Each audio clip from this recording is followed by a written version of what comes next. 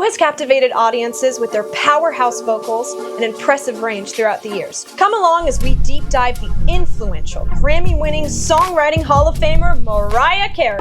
There will be triumph, drama, and moments of sheer abandonment. With rankings like Masterpiece, Timeless, but with Mariah, nothing's skippable. Let's go.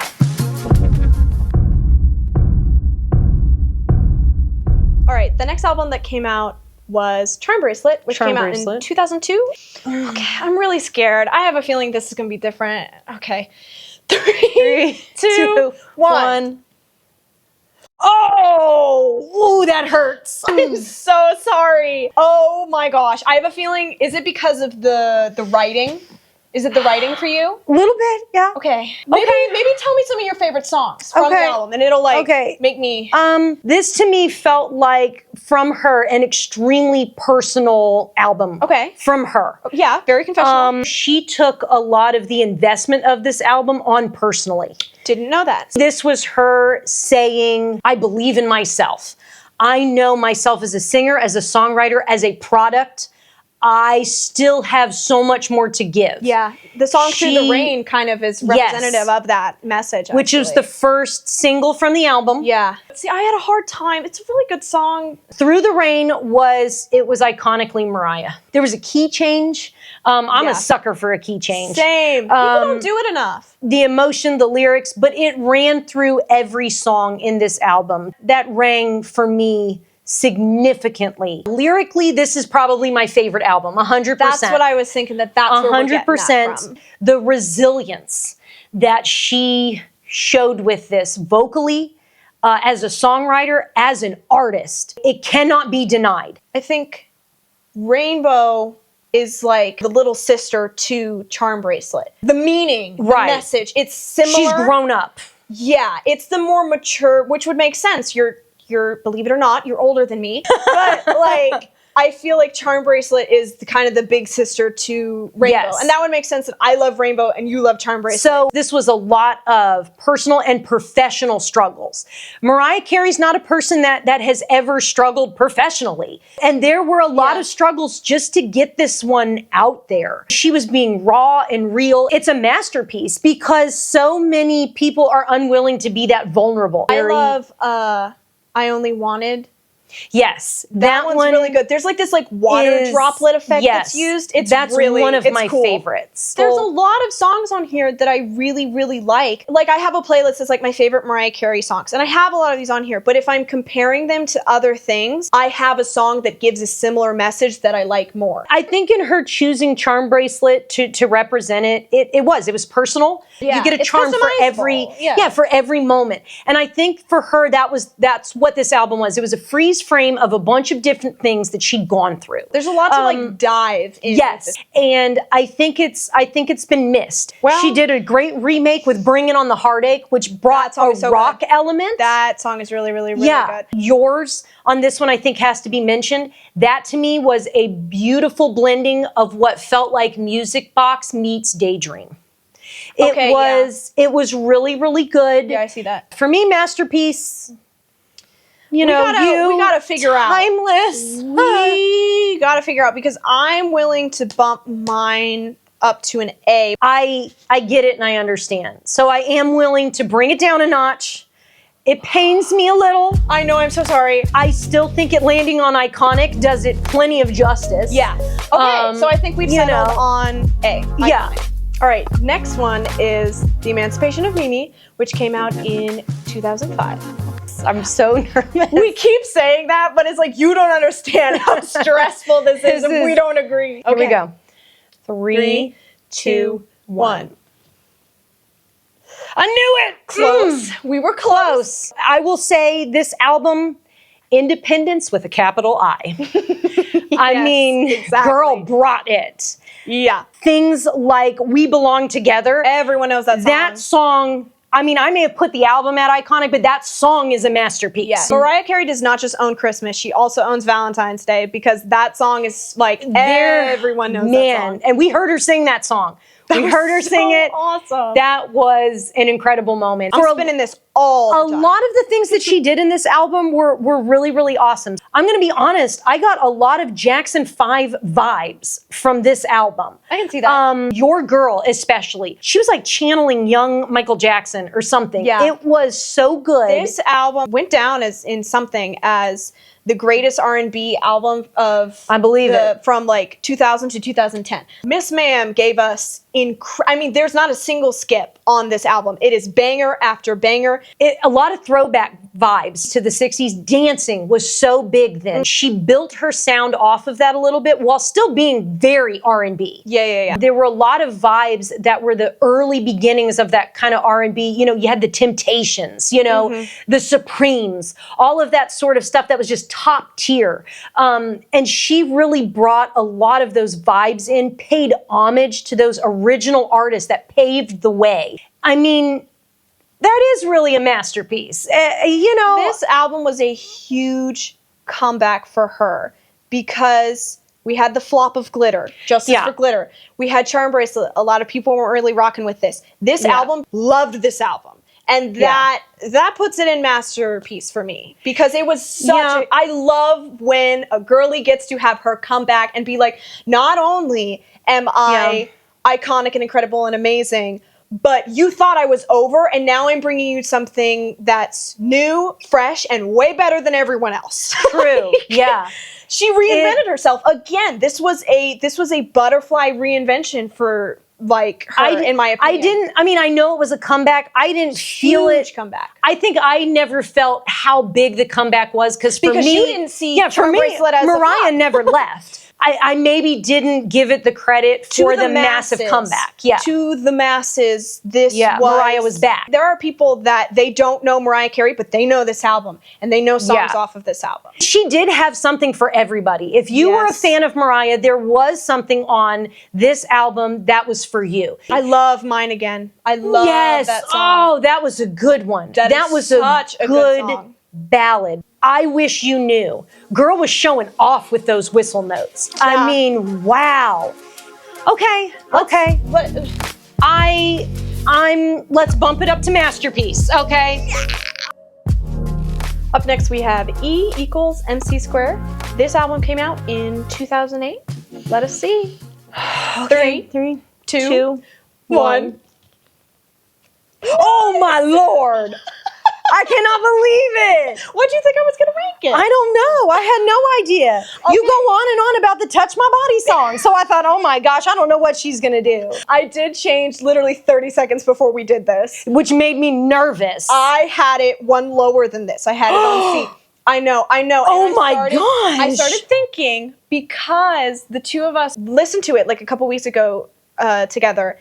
Yes. And that was a very fun experience because we were not listening to a new Mariah Carey album, but kind of, and getting to share that. So that was really fun and that was special.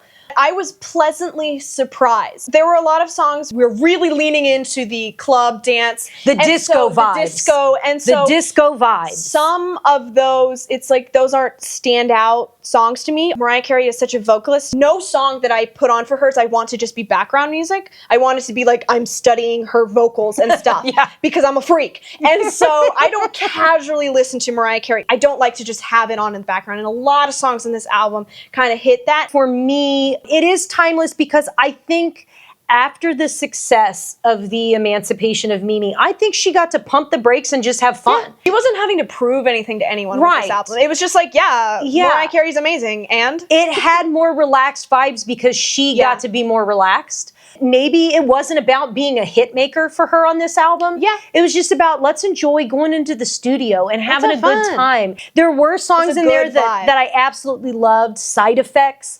Even though it was this fast, catchy song, like she was bringing into the truth of like when you're in relationships, things happen, you carry the ripples, you carry the side effects. You know, I'm not trying to pull anything away from it, ranking it a little bit lower. It's no disrespect. Those disco vibes, that dance, that essence of it, it's just timeless. This one is called Memoirs of an Imperfect Angel. I'm impressed that I said it right this time. All right. And it came out in 2009. Yep. Let's rock. All right. 3, 2, 1. Oh! Somewhat somewhat close. Somewhat close. This is better than what I thought it was going to be. I'm going to be really honest. I thought you were going to slightly offended. I thought you were going to put it in B, and I was going to be like 2 away is a lot. Okay, let's try to deep dive this a little bit here. So, Memoirs, let's say. There were a lot of great things about this album. I obviously thought it was amazing. Obsessed, okay? Yeah. That was the first single. Do love that song. First single. You go on and on about it. I mean, that's one song. I know. Because it is amazing.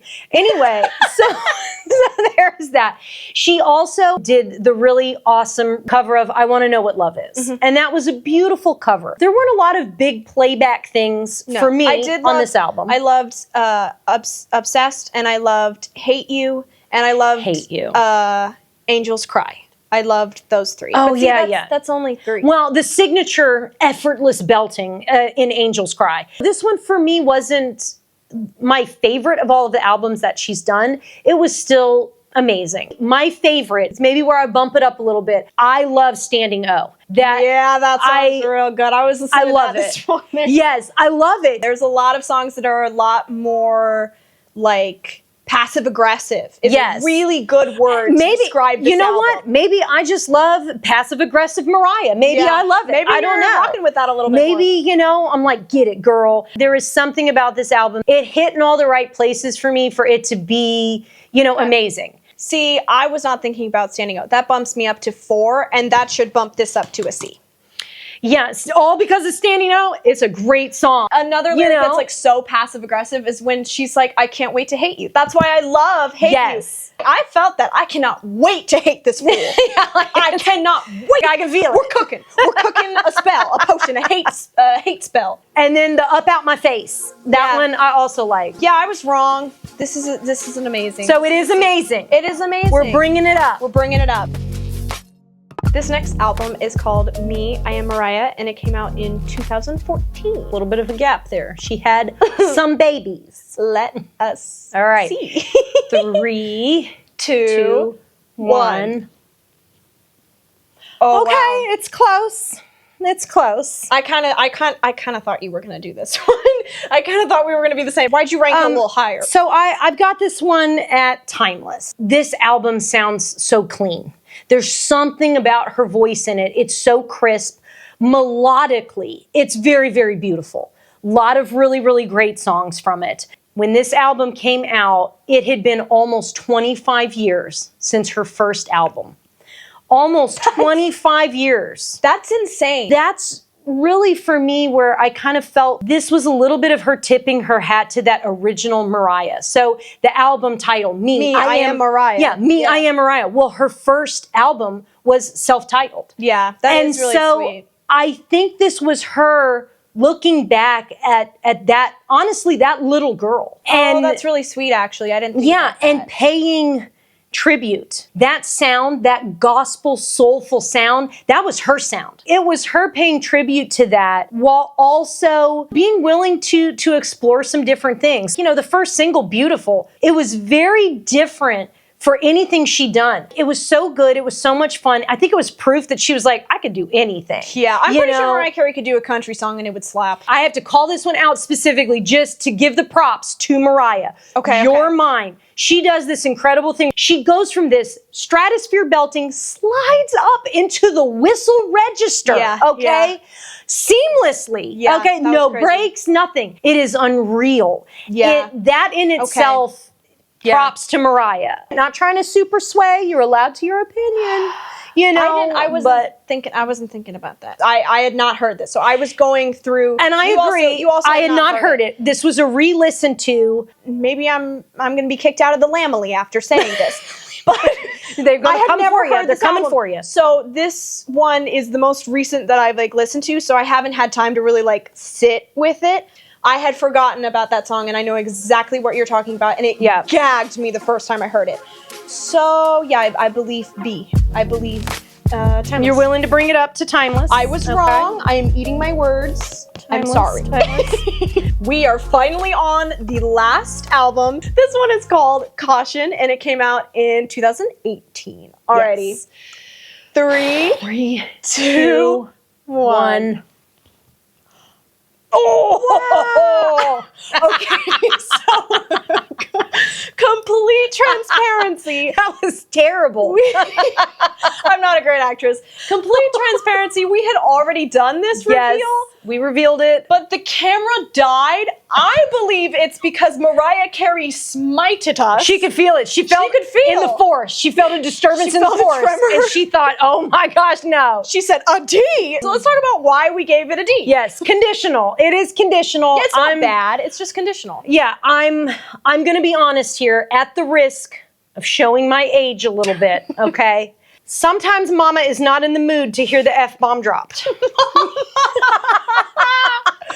Oh, not the mama.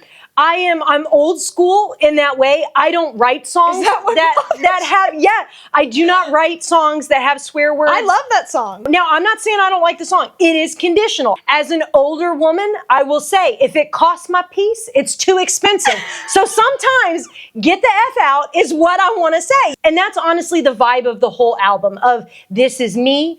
Like it, don't care. Yeah, I don't even care at this point. Yeah. As we get older, we are tired of being told what we're supposed to look like, what we're supposed to say, what we're supposed to wear, all of these I things feel that like way that. now, and I'm young. I didn't have a problem with the language, if you will. Yeah, it did. It hit my old ladiness, and I was like, "Ooh, girl." I didn't have a problem with the language, but there weren't a lot of. I like the song "Portraits," but there weren't a lot Portraits of standout good. songs for me on this one. This one got a lot of criticism because vocally, it's not her best. It's still Mariah. She's still singing circles around every other girly, but it wasn't her best. She was getting older, and you know How dare you? Getting older. I thought vocally it was still on par. I'm just saying, like Maybe she was right. The camera should have gone off.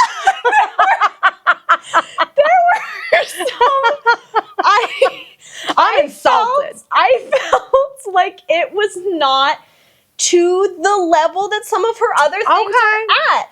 Okay. On my playlist where I have all my favorite Mariah Carey songs, I only have 2 from this album. I wasn't really a huge fan. I have Get the F Out. Yep. Censoring the language. GTFO, the official title. I liked Portrait. And again, I listened to Mariah Carey to study the vocals. And these vocals, yes, they're good for Mariah Carey. They are not her best, in my humble opinion. Put this album with any other album that came out that year, I guarantee you it's better vocally because it's Mariah Carey. Yeah, but I'm comparing her to her other work. I think that this is a conditional. I mean, we ranked it on the same I'm going to thing. backpedal from the extreme insult that I was feeling. I do agree the tone of self-acceptance, the vibe of the album, it resonated for me personally. Honestly, it wasn't so much the songs. I like the actual title song, Caution. It really was. It was I believe your interest, but I have been burned. I am a burn victim.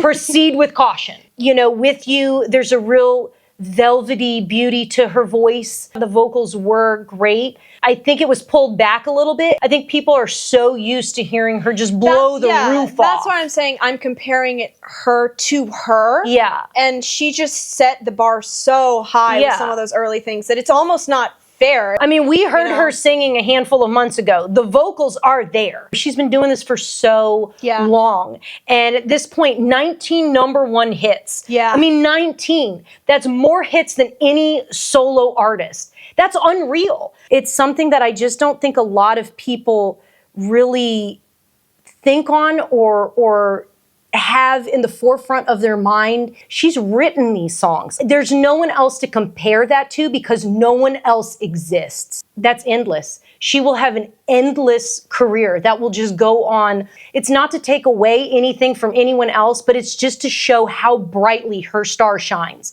She's a diva amongst divas. And she's the queen amongst queens. She is. She really is. You know, yes, okay. I put caution at conditional. Okay. I showed my age. It doesn't mean that this is something to miss. I'm gonna say that I 100% don't think that we have heard the last from Mariah Carey. No, I don't think she's done. I mean, we've kind of said it here, but Mariah Carey's one of, if not the greatest, I would say, female vocalists of all time. deeply influenced me vocally, deeply influenced you. 100%. What we did today is also a representation of the power of music itself. We're mom and daughter. We're different ages. We're different generations. We've lived different lives, but Mariah Carey has connected us in a way and brought something to our mother-daughter relationship that I think is really, really sweet and really special. Getting to go to the Mariah Carey Christmas concert was one of the greatest things ever, because I was sitting there as a fan and I was having an emotional, wonderful experience. And then I'd look over and I would see you and I was in it. I was in it. Didn't even have it on my phone. I was like, I am just breathing the moment, me and Mariah. I would get even more emotional than just like, oh, I'm having this experience, because it was your first time seeing Mariah Carey in concert. I waited a long time. And so I got to see that with you, and you introduced me to Mariah Carey, which introduced me to music, which introduced me to singing. Obviously, I'm sure lots of other people out there feel the exact same way. We saw some of the outfits, things like that. People go all out. I mean, some of these jackets were homemade. If you've ever been to a Mariah Carey concert, put down in the comments which one you went to. Yeah. Like what year, what'd you wear? Share your Mariah love, you know? Yeah, share in the comments. Tell us what your favorite song is, favorite album, and if you agreed or disagreed with the things that we said today. We won't be offended, maybe a little bit, but you know, not a whole lot. Well, this was so much fun. Thank you, Mom, for being here today. You made this very enjoyable. It was more fun than what I thought. I really hope that you guys enjoyed this video. Like and subscribe. I'm not gonna lie, a little past my bedtime.